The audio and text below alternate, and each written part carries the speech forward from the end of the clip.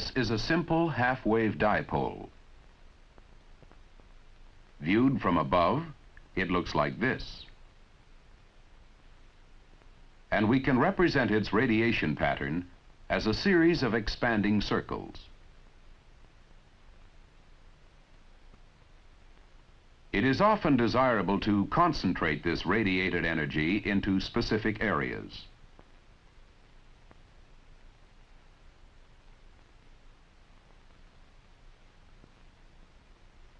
In other words, we wish to make the antenna more directive. To see how this is achieved, let us return to the omnidirectional pattern. Here, red represents the positive peaks and blue the negative peaks. The distance between two peaks of opposite polarity is 1/2 a wavelength. We will introduce a second dipole spaced 1/2 a wavelength from the first. If we feed both dipoles 180 degrees out of phase, we obtain this radiation pattern.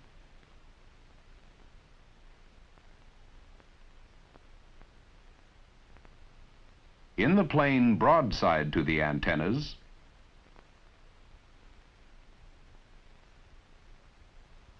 the waves are 180 degrees out of phase with each other. The waves propagating in this direction thus cancel each other out.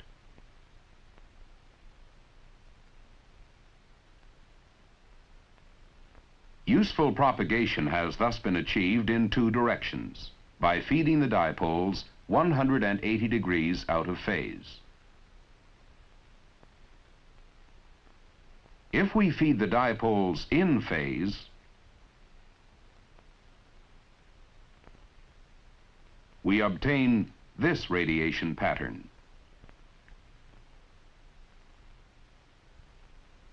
This time, waves in the plane of the antennas are out of phase. The waves propagating in this direction will thus cancel each other out.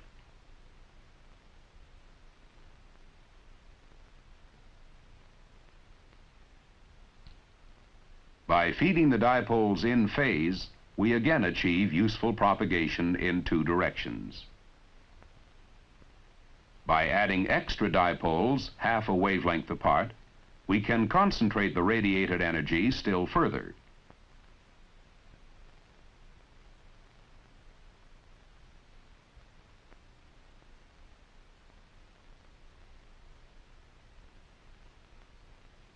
Let's now review how bidirectivity is achieved. A single dipole with its omnidirectional radiation pattern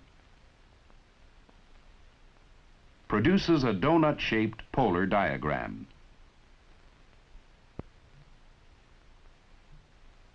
By adding a second dipole 1/2 a wavelength from the first, we have altered this polar diagram to produce two lobes.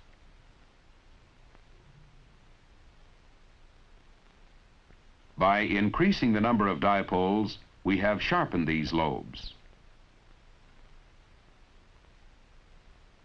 To aid this presentation, the antenna size in relation to the polar diagram is greatly exaggerated.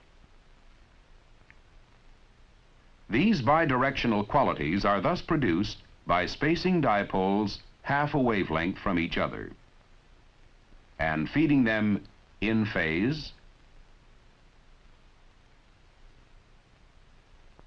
or out of phase.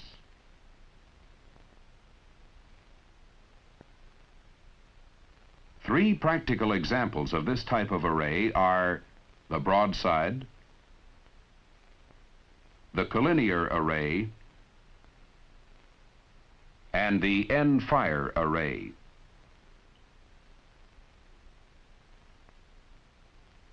All these antennas concentrate the radiated energy in two directions.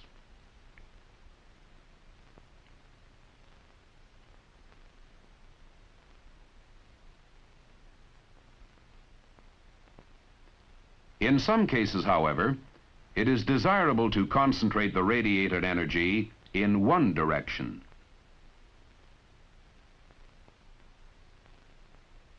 To see how unidirectivity can be achieved, let us return to the simple dipole. A quarter of a wavelength from it, we add an undriven element which acts as a reflector.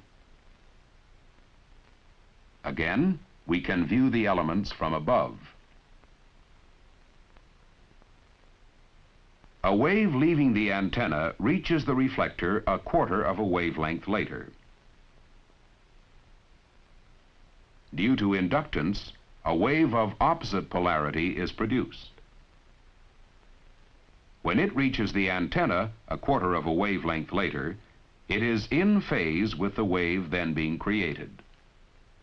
The resulting radiation pattern looks like this.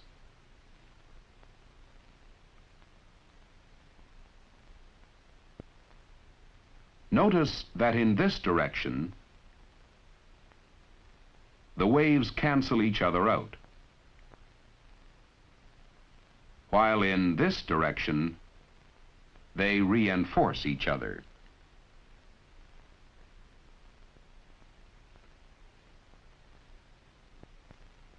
Unidirectional radiation is thus achieved by adding a reflector a quarter of a wavelength from the dipole. And the polar diagram shows how the radiated energy is now concentrated into one lobe. Similar lobes can be produced by adding suitable reflectors to our three typical antennas. Here is the broadside, the collinear, and the end fire. The upper VHF region sets the practical limit to this type of array. It is more convenient to control the radiated energy and narrow the beam width in the microwave region. Because the microwave region is close to that of visible light, we can now use optical principles to solve our radiation problem.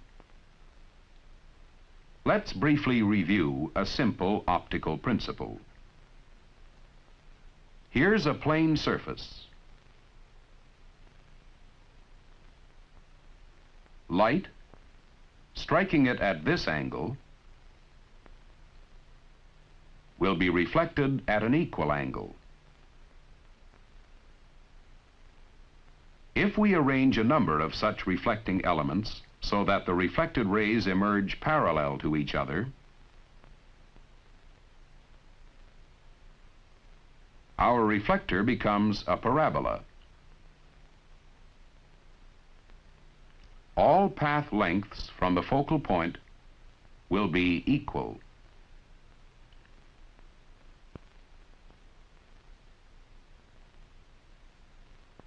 Energy will thus radiate in a plane of uniform polarity and intensity.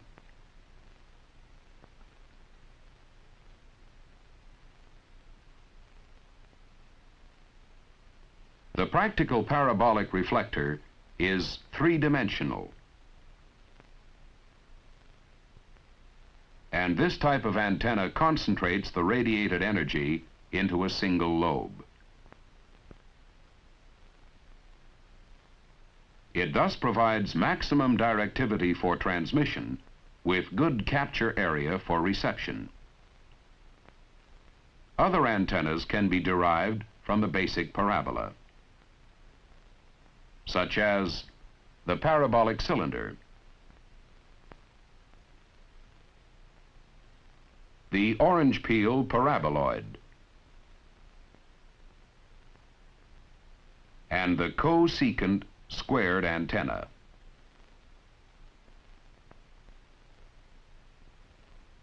All these antennas are made directive by the application of simple principles. From the simple dipole with its omnidirectional radiation pattern,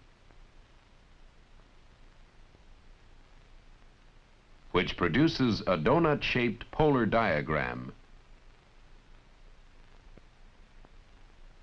We can arrange the feeding and relationship of additional elements to change the radiation pattern.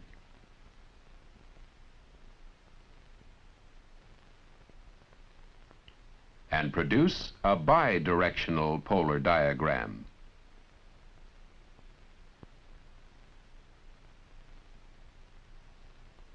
We can further concentrate energy by the use of reflectors.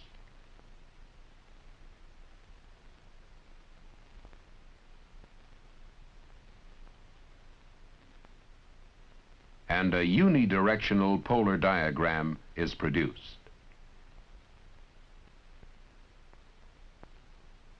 The application of these simple principles facilitates the design of antennas which concentrate energy and increase receptivity in the desired direction.